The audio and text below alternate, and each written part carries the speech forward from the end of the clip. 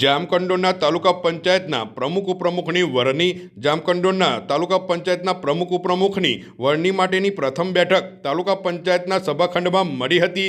આ બેઠકમાં તાલુકા પંચાયતના પ્રમુખ તરીકે ભાજપના સંજયભાઈ ચંદુભાઈ બાબરિયા અને ઉપપ્રમુખ તરીકે ભાજપના કલ્પનાબા જીતેન્દ્રસિંહ જાડેજાની સર્વાનુમતે બિનહરીફ વરણી કરવામાં આવી હતી।